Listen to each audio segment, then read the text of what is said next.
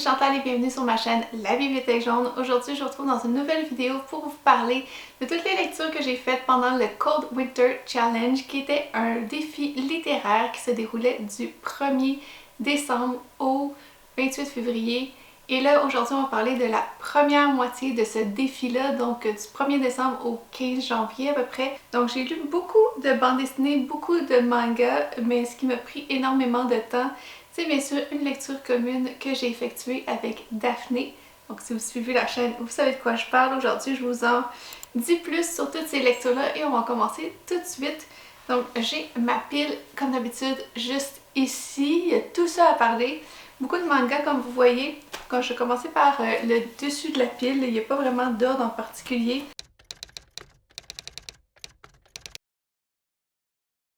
Le premier livre dont je vais vous parler, il s'agit en fait d'une série, d'une suite de séries que j'ai continué. Il s'agit des Carnets de l'apothicaire. Ici, j'ai les tomes 2, 3 et 4. Le premier tome était assez introductif, mais ici, on va vraiment suivre un fil conducteur dans les tomes 2, 3 et 4. On va suivre une jeune fille qui s'appelle Mao Mao, qui vit au temps de la Chine impériale. Et elle va être issue du quartier des plaisirs qui est situé juste à l'extérieur du palais de l'empereur. Et le quartier des plaisirs est pas un endroit facile. C'est là qu'elle va se faire enlever pour payer une dette en étant au service d'une des concubines de l'empereur. Petit à petit, ils vont s'apercevoir qu'elle a des talents en herboristerie puisqu'elle est fille d'apothicaire. Et celle-ci va mettre ça en pratique en déjouant un peu des meurtres, en essayant d'aller sur des pistes de gens qui se sont fait empoisonner. Et elle va aussi devenir goûteuse de la concubine favorite dans l'empereur, donc c'est pas rien. On va avoir vraiment le point de vue d'une servante de l'intérieur, de savoir comment ça se passe, tous les codes, tous les jeux politiques, toutes les intrigues qui se passent à l'intérieur. Mao Mao va se lier d'amitié avec un eunuque que, ben je dis amitié là, mais c'est plutôt le contraire.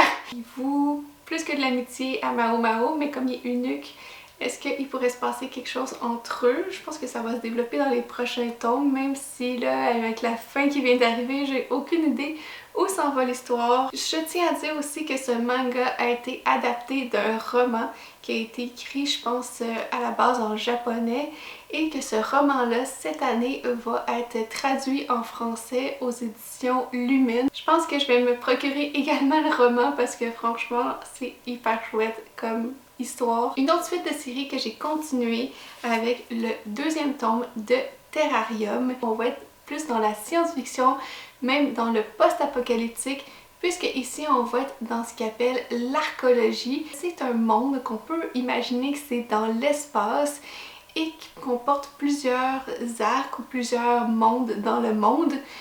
Et c'est immense, sauf qu'il y a eu la guerre, il y a eu des problèmes et c'est laissé à l'abandon puisque les humains se font extrêmement rares. L'histoire commence quand on va suivre Chico et Pino qui sont des investigateurs technologiques qui vont aller investiguer un peu pour savoir qu'est-ce qui s'est passé avec l'archéologie. Est-ce qu'il y a encore des gens, des survivants qui vivent là-bas, surtout sachant que beaucoup de monde sont moitié humains, moitié robots, alors que ça peut causer des problèmes si certaines parties robotiques sont défaillantes.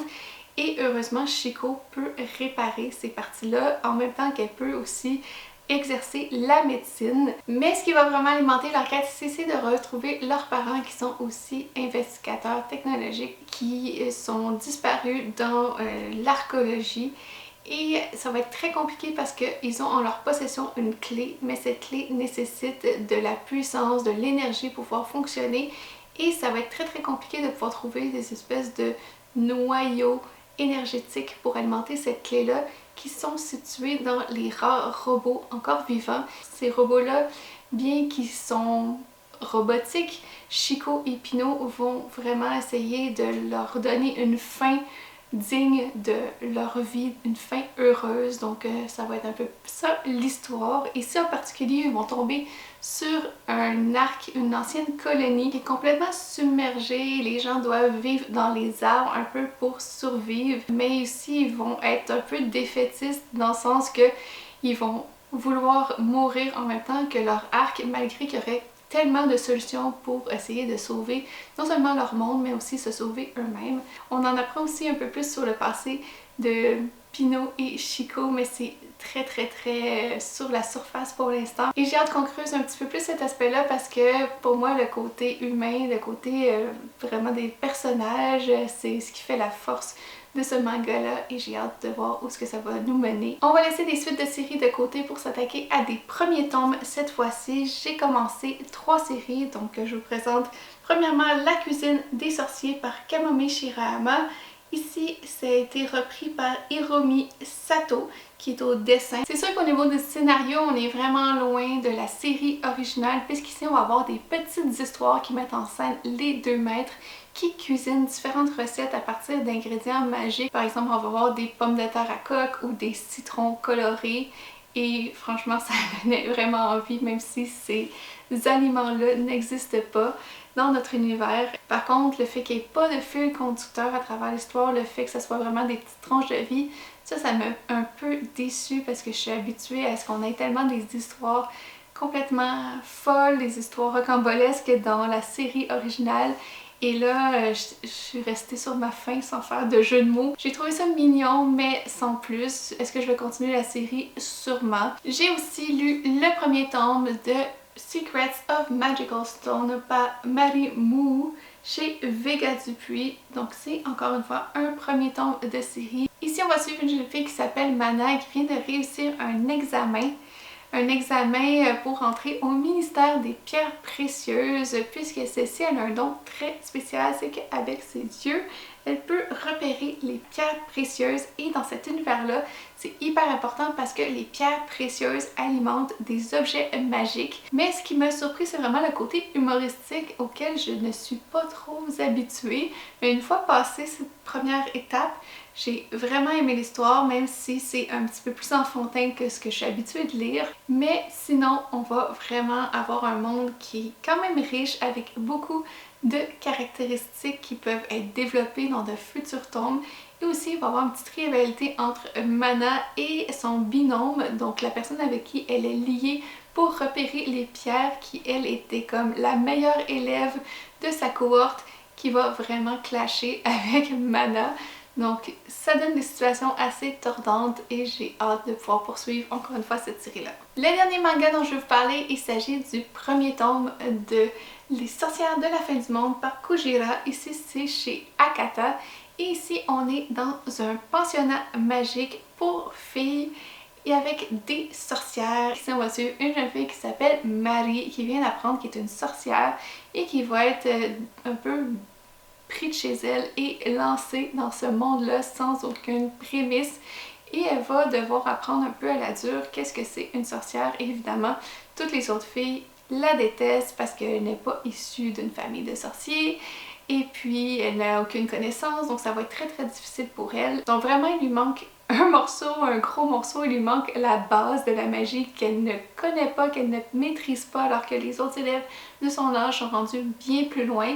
Et comme ça, la directrice va lui fournir une tutrice d'une élève qui s'appelle Alice. Mais les deux jeunes filles vont tomber amoureuses. Par contre, dans cet univers, quand une sorcière tombe amoureuse, elle perd ses pouvoirs et c'est malheureusement ou heureusement ce qui va arriver ici. Je pense que c'est un concept qui a été déjà exploité, à savoir si les sorcières tombent en amour, ils vont perdre leur pouvoir. Mais là, d'avoir deux sorcières qui tombent en amour ensemble, je trouvais que ça faisait vraiment différent. Donc est-ce qu'ils vont mettre de côté vraiment leur pouvoir pour pouvoir s'aimer ou ils vont complètement nier ça et rester dans leur univers magique?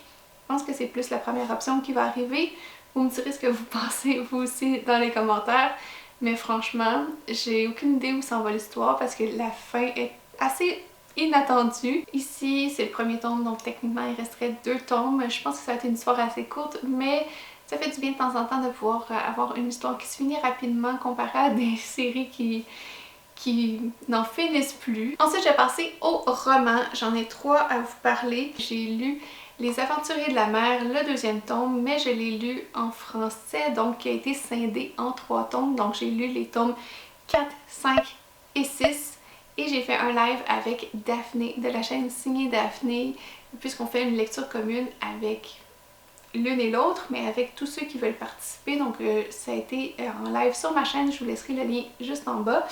Et c'était vraiment une belle discussion parce que, comment vous dire que pour moi, cette série-là, c'est un coup de cœur monumental. Il y a tout ce que j'aime. Non seulement il y a de la magie, il y a des pirates, il y a plein de points de vue de plein de personnages super intrigants avec des caractéristiques multifacettes, des personnalités vraiment complexes et une belle évolution psychologique pour la plupart d'entre eux. Ici, on est dans un univers où il y a ce qu'on appelle des vive-nefs. Et les vive-nefs, ce sont des bateaux avec des figures de proue qui sont vivantes. Donc ça donne une dynamique assez différente. On va voir des pirates. Certains sont esclavagistes. Certains vont essayer de justement se battre contre l'esclavagisme. On va voir aussi des dragons, des objets magiques, des quêtes de l'amour, des secrets de famille qui éclatent au grand jour. On va voir vraiment de tout dans cette série-là et franchement, ça me fait énormément de bien le lire. Mais sérieusement, si vous ne l'avez pas lu encore, foncez. Il y a tout ce que j'aime dedans et franchement, je ne peux que vous le conseiller. Gros coup de cœur, 6 étoiles sur 5. Voilà. On poursuit avec un autre gros coup de cœur d'une série qui est cette fois-ci jeunesse, mais encore une fois fantasy avec la magie. Je pense que vous connaissez un peu maintenant mes goûts. Mais il s'agit de Nevermore. Ici, c'est le tome 3, la traque de Morrigan Crow par Jessica Townsend aux éditions Pocket Jeunesse. C'est un tome 3, mais cette fois-ci, je pense qu'il n'y a pas trop d'éléments dans les 2 premiers tomes qui permettraient de spoiler l'histoire qui se passe avant. Chaque tome a une histoire bien précise avec une quête et une fin, même si on apprend certains détails tout au long de la série. On suit une jeune fille qui s'appelle Morrigan Crow qui vient d'un monde dans lequel elle était considérée comme une enfant maudite et toutes les catastrophes de la planète lui tombaient sur la tête parce que tous pensaient qu'elle était la cause de ces catastrophes-là. Mais un beau jour, un homme du nom de Jupiter-Nord va venir la chercher et la transporter dans son monde à lui et là, elle va apprendre qu'elle est une Wanderer en fait. Mais le seul autre Wanderer qui existe dans cet univers-là, c'est comme le gros méchant de l'histoire qui fait vraiment pas des choses chouettes. Il est comme très arrogant, très imbu de sa personne, il veut le pouvoir pour lui-même et ça donne des choses très sombres et très négatives évidemment. Et Morrigan, elle va être associée à ça malgré qu'il y a eu d'autres Wanderers avant qui ont été merveilleux. Donc un Wanderer, c'est quelqu'un qui peut avoir accès au Wonder, qui est comme une magie très spéciale et elle peut un peu le canaliser et en faire des choses merveilleuses. Mais malheureusement, comme il y a eu un cas d'exception qui est tombé un peu du côté sombre, il y a eu de la censure, il y a eu beaucoup de monde qui sont élevés contre justement les Wanderers. Et Morrigan, elle qui depuis le début va lire juste les choses un peu censurées, un peu cachées, un peu détournées, va apprendre dans ce tome-ci qu'est-ce qu'étaient vraiment les Wanderers, puisqu'elle va commencer vraiment sa formation à l'école. Et un concept que j'ai vraiment aimé dans ce livre, c'est que Morrigan, vu qu'il n'y a plus de Wanderers qui peuvent lui enseigner, va avoir accès à certaines plages horaires qui sont dans le passé. Donc certaines arrivent tous les jours, certaines arrivent une fois par année et elle doit être au lieu et à l'heure précise où cet événement a eu lieu. Et ce qui est super intéressant, c'est justement que le Wanderer qui a mal viré va être justement dans ces voyages temporels-là quand lui était étudiant. Donc Morrigan va pouvoir vraiment comparer l'homme qu'il est maintenant avec l'enfant qu'il était. Et en trame de fond, il y a un virus qui arrive et ce virus-là attaque ce qu'il appelle les Winimo, donc les animaux qui ont des caractéristiques humaines, qui ont des personnalités, qui réfléchissent comme des humains. Et les Winimo qui vont attraper le virus vont malheureusement régresser en Unimo normaux, donc les animaux bestiaux et sauvages.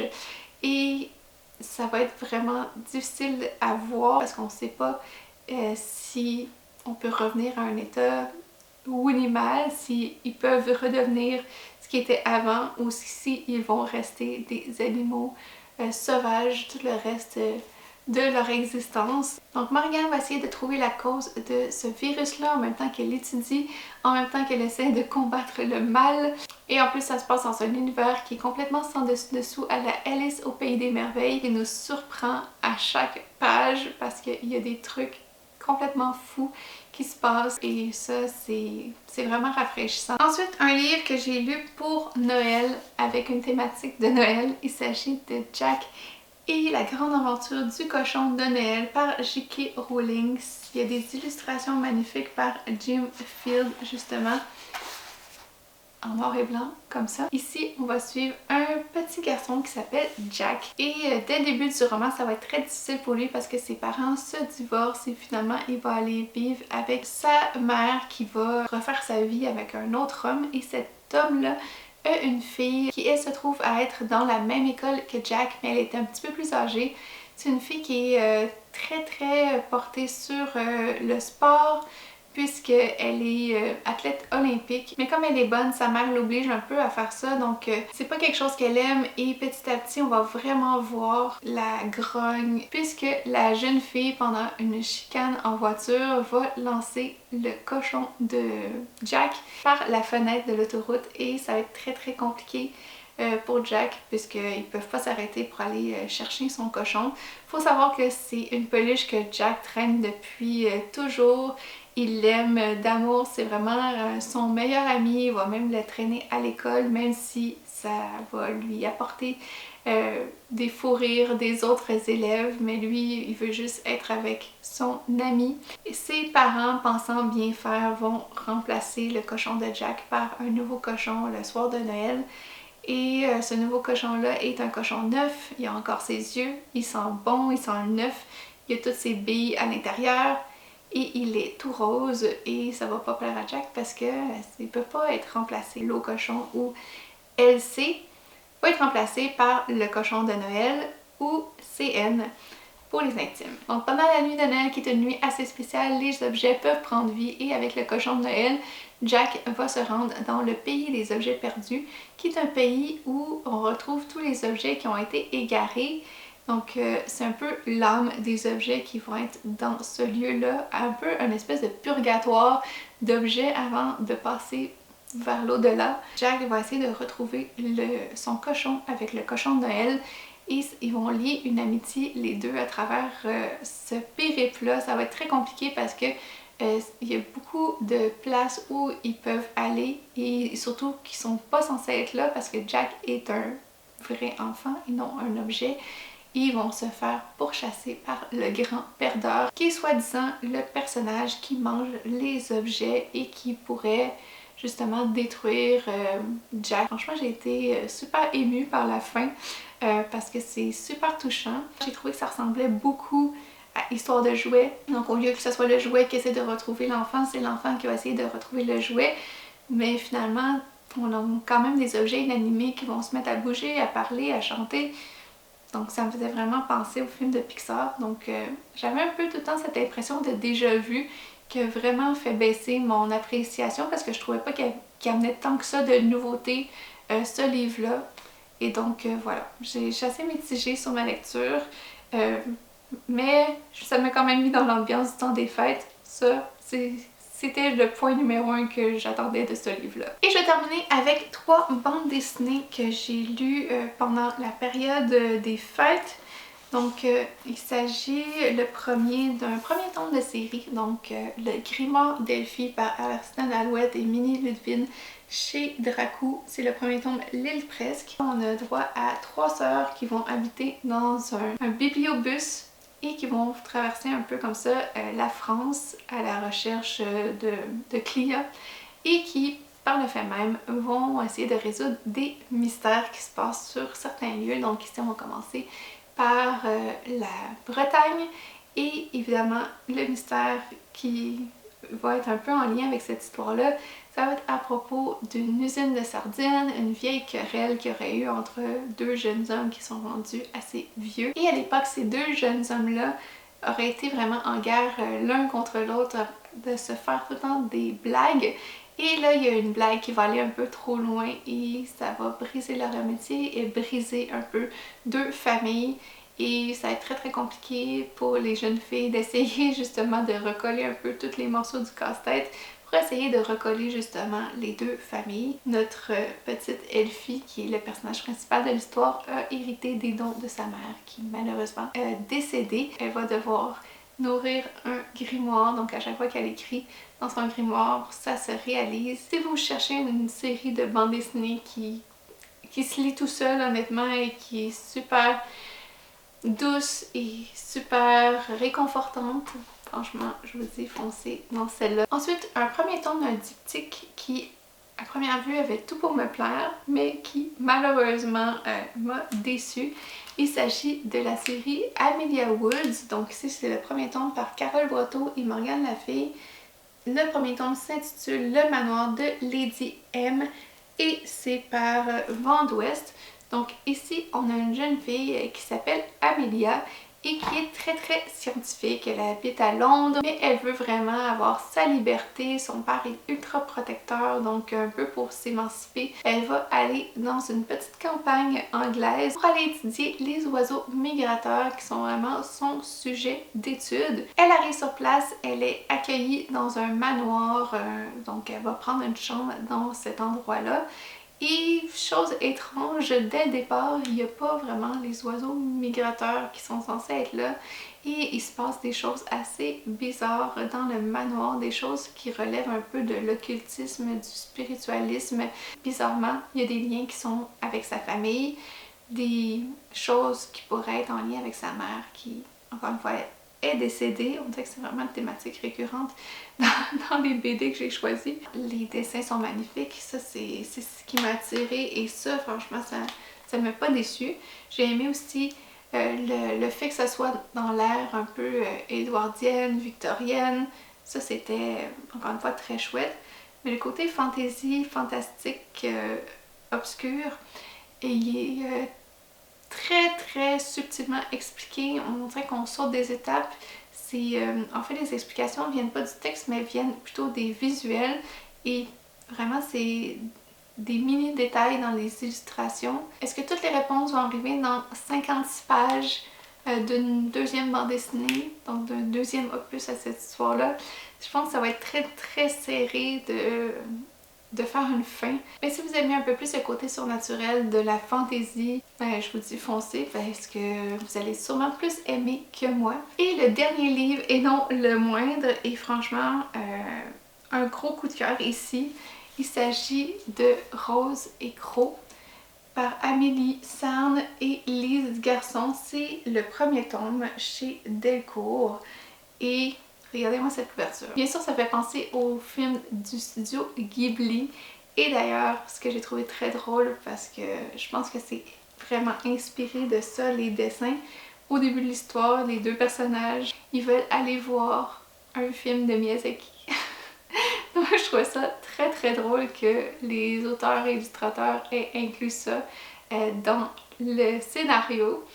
Mais ici, ça va être complètement loufoque puisqu'on va avoir une jeune fille qui vit avec son grand-père qui est encore une fois très protecteur et qui veut vraiment avoir la même mise sur sa vie. Et Rose, elle a un pouvoir magique. C'est à chaque fois qu'elle a des émotions, ça fait pousser des plantes de partout. Son grand-père veut vraiment pas que ça se sache parce qu'ils vivent dans le monde, dans notre monde en fait. Et un beau jour, il y a un personnage qui s'appelle Croc qui est habillé de la tête aux pieds comme un corbeau qui va l'emmener dans un monde magique qui est en guerre. Rose va avoir un gros rôle à jouer là-dedans. Elle va avoir des liens avec sa famille, sa mère qui est disparue. On va en apprendre plus là-dessus. Je peux pas trop vous en dire parce que honnêtement on apprend assez vite des détails qui pourraient être spoilants. Mais je pense que la suite va être super intéressante, il va y avoir un peu des conflits familiaux, des secrets familiaux qui vont surgir. Mais franchement, j'avais vraiment des sensations comme quand je regardais le château ambulant. Sans avoir de maison magique, on va avoir une fille avec des pouvoirs qui est comme entraînée par un espèce de protagoniste sombre. Et c'est très intriguant tout ça, donc j'ai très hâte de pouvoir lire la suite, puis ça c'était vraiment un gros coup de cœur pour moi. Donc vous voyez, en général, j'ai quand même eu des bonnes lectures, il y en a peut-être une ou deux qui m'ont un peu plus déçue, mais en général j'ai quand même fait Beaucoup de 5 étoiles, beaucoup de 4 étoiles. Je suis très contente de ce résultat. Donc je ferai une vidéo évidemment sur la deuxième partie du Cold Winter Challenge. Et évidemment, comme d'habitude, si vous avez lu un livre dont j'ai parlé, ou si vous avez eu envie d'en lire un, d'en découvrir un, j'aime ça, savoir ça à chaque fois et pouvoir en discuter avec vous en bas. Donc nous, on se revoit bientôt dans une prochaine vidéo et d'ici là, je vous souhaite de bonnes lectures. Bye!